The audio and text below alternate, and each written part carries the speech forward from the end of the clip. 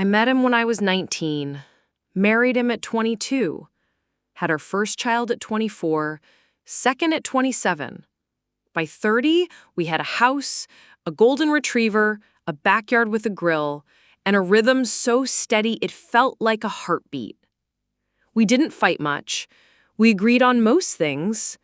He was kind, responsible, present, and I was grateful.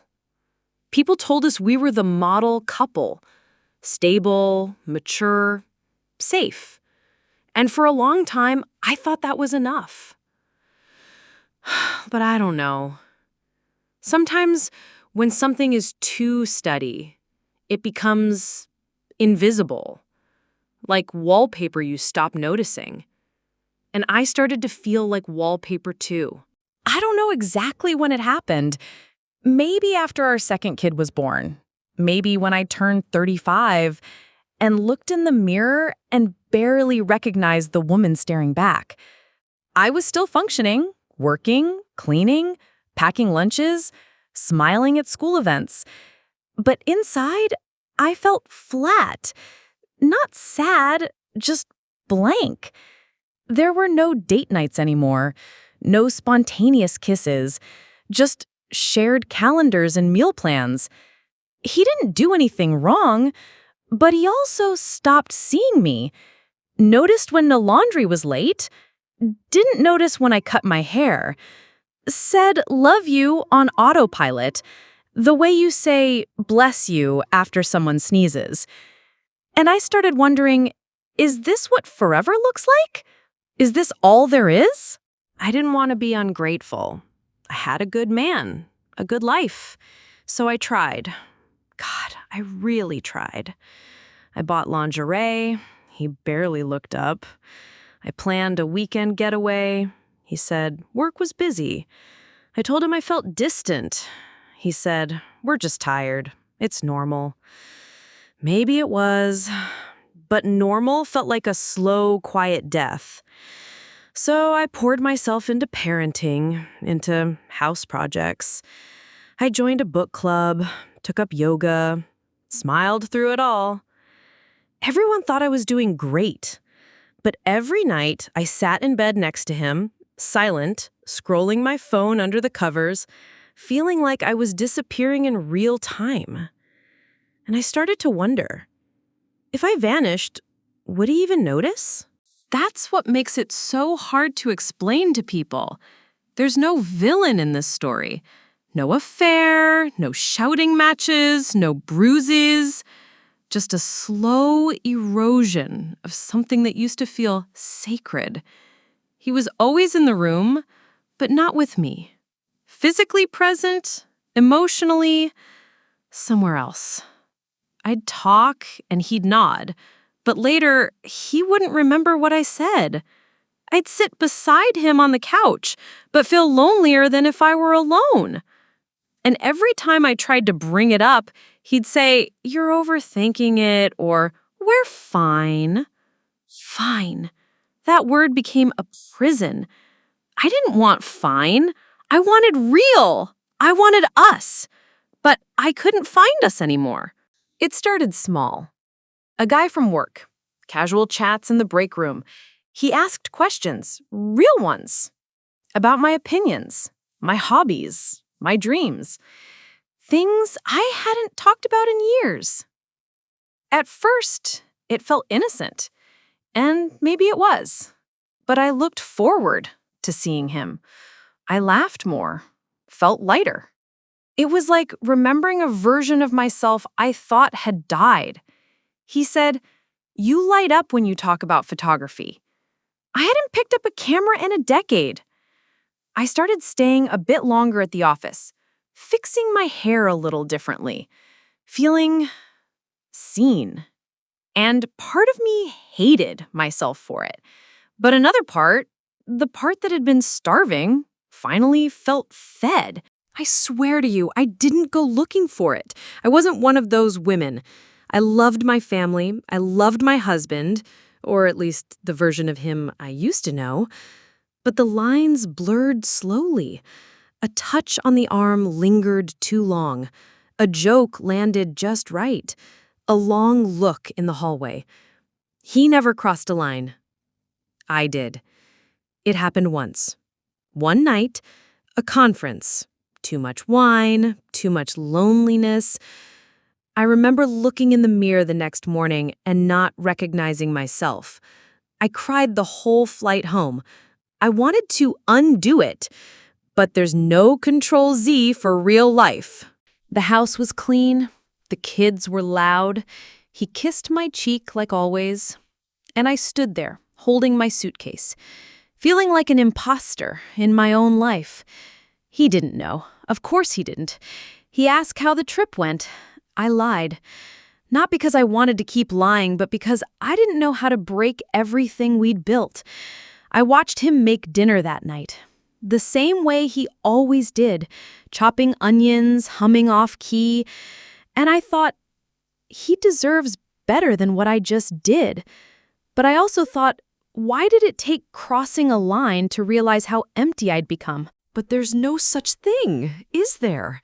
There's no good time to say, I betrayed you even though you never really hurt me. I rehearsed it in my head for days. In the shower, in the car, at night lying next to him, listening to his steady breath while mine trembled. I imagined all the ways he might react. Anger, silence, leaving, crying. But the truth is, I had no idea what would happen. And part of me didn't want to find out, because once it was out, there was no going back. But guilt is heavy. It lives in your throat, in your bones. And I was sinking. So one night, I sat at the kitchen table and waited for him to come in, just like I'd practiced. He sat down across from me. The kids were asleep. The house was quiet. My hands were shaking. I couldn't meet his eyes. I said, I need to tell you something, and you're going to hate me for it. His face changed immediately, like a shadow passed over him. Still, he didn't say a word, just waited. And so I told him that it happened once, that I didn't plan it, that it wasn't about love, that it was a mistake, that I felt lost. He didn't interrupt, didn't raise his voice, didn't cry. He just stared at me, like he was looking at someone he didn't know. And maybe in that moment, I wasn't the woman he thought I was. Then he stood up and walked out the door. I waited 10 minutes, then an hour, then 3. I checked my phone 100 times, even though I knew he wouldn't call. I stared out the window, imagining him walking down quiet streets, thinking of every birthday, every memory, every version of me he'd trusted. And I just sat there, still, frozen. Part of me wanted him to come back and scream, break something, tell me how awful I was, because silence hurts worse. It lingers, it echoes. It tells you you've ruined something so badly, even pain won't speak to you. When he finally came back, around sunrise, he didn't say a word, just walked past me, went to the bedroom, and closed the door. We still lived under the same roof. Still did school drop-offs, paid bills, cooked dinner.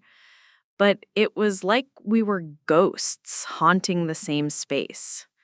He didn't touch me, didn't look at me the same. He answered when I spoke, but only what was necessary.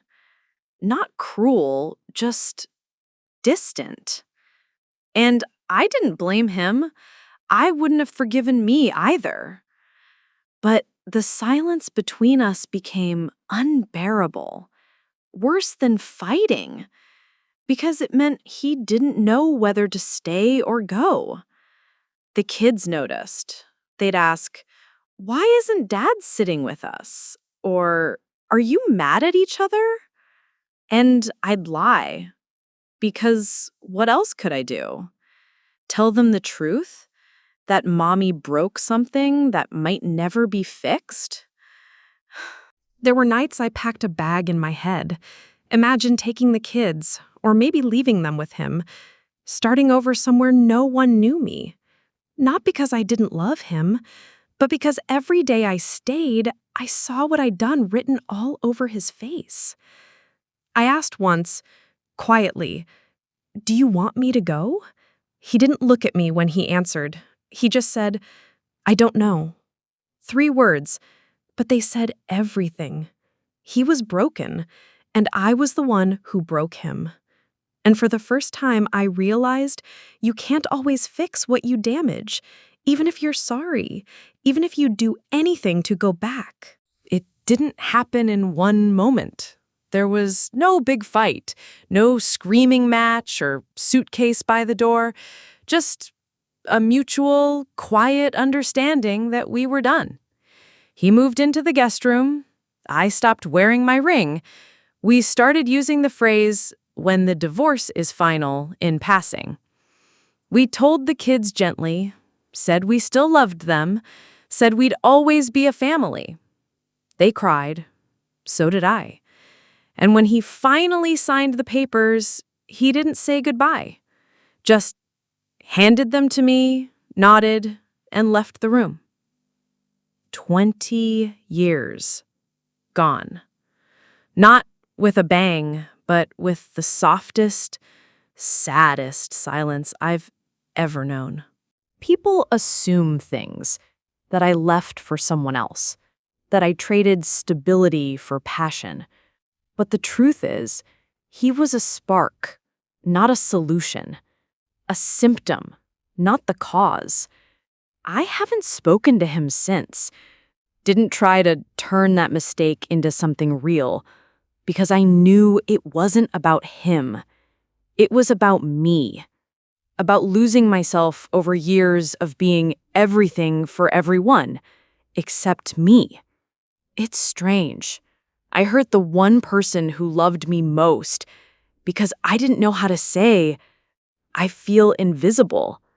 And now I sit in my quiet apartment, folding laundry that only smells like me, and wondering if I ever deserved what I had.